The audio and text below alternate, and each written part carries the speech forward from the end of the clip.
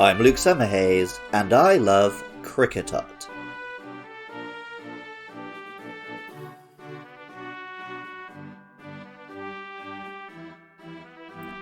I always talk a little about the visual design of Pokémon on this show. What I don't mention enough is the audio design. Every Pokémon has its own unique set of sounds, from scrambled electronic screeching on the original Game Boy, to the human voices and sometimes real animal roars of the anime, through to some pretty great unique calls from the DS games onwards. Ikue Otani's voice for Pikachu is undeniably iconic the world over, and the roars of Charizard were always cool, but for the most part I don't like the saying their name thing from the anime, and I'm glad that apart from Pikachu and Eevee it hasn't crept into the games too much. I love the sounds of birds and wildlife in the real world, and would much rather imagine hearing that as I journey through the Pokémon world.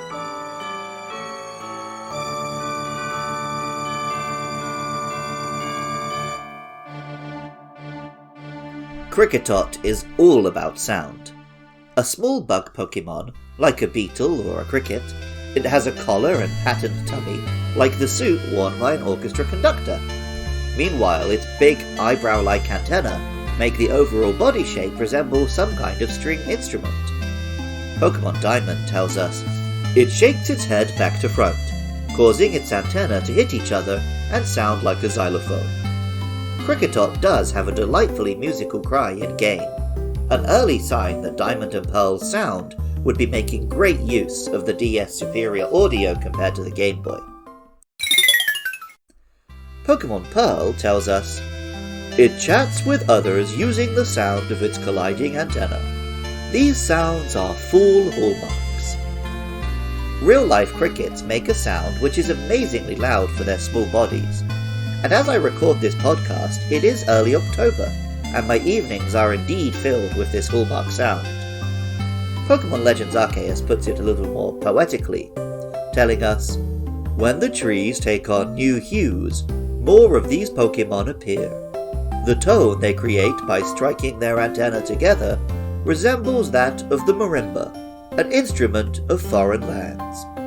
I personally find these kind of sounds relaxing, but I'm a little deaf in my left ear, so by lying my right ear on the pillow, I can sleep through pretty much anything. The name, Kricketot, of course combines cricket, the bug, with tot, because this one is a little baby. As Pokémon Platinum tells us, its legs are short. Whenever it stumbles, its stiff antennae clack with a xylophone-like sound. Visually though, Kricketot looks much less like a cricket than a leaf beetle, certain species of which have bright red bodies and long black antennae that make them look exactly like Kricketot. A particular species, the black-spotted beetle, is called the kuroboshi in Japanese, which is literally just black spots. And the Japanese name for Kricketot is koroboshi, which of course is very similar, while also taking korogi, the Japanese name for a cricket, and koboshi, a traditional Japanese doll, for a similar effect to the tot part of Kricketot. This may be a baby, or a doll, but it doesn't stay that way for long. Kricketot can evolve at the incredibly low level of 10, becoming Kricketune. While Kricketot had a musical motif and a fun little cry, Kricketune's sound is downright iconic. The bug is bigger and taller, with an exaggerated antenna and big mustache. No small-time little conductor, this is an absolute maestro, and rather than a dainty little fiddle, this is a dominant cello. Pokémon Diamond tells us, it crosses its knife-like arms in front of its chest when it cries. It can compose melodies ad-lib. Kricketune doesn't have any particular usefulness in battle, so rather than blades like a scyther, those arms should be seen more like a bow to play a string instrument.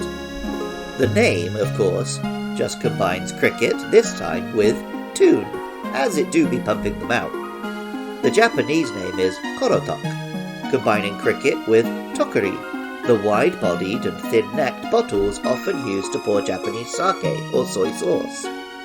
Kricketune's body shape does vaguely resemble such a bottle, and this name is sometimes given to other beetles, including all the bulbous fire and water-breathing bugs in the Pikmin games. Pokémon Pearl tells us, it signals its emotions with melodies. Scientists are studying these melodic patterns. And Heart Gold and Soul Silver tell us, by allowing its cry to resonate in the hollow of its belly, it produces a captivating sound. Kricketune and its amazing sound have become the stuff of meme legend, remixed into songs from operas to Mariah Carey. Slapping your girl's butt or letting your parents know you're awake when you're playing DS in bed, a Kricketune meme is never far away on any kind of Pokémon social media page. It's popular in the Pokémon world too. Pokémon Platinum tells us, there is a village that hosts a contest based on the amazingly variable cries of this Pokémon. War Legends Arceus tells us, it uses its cutlass-like arms to produce sound, the melody of which varies from individual to individual. It is a worthwhile endeavor to seek out one's favorite tunes. Kricketune is a bit of a meme Pokemon for sure, and although it isn't an especially useful combatant, it's an incredibly memorable encounter. I remember it well, and can only imagine how large it must loom in the minds of Pokemon fans a little younger than me, for whom Diamond and Pearl was their first game. Music for Luke Loves Pokemon was not ad-libbed by a Kricketune, but instead was composed by Jonathan Cromie.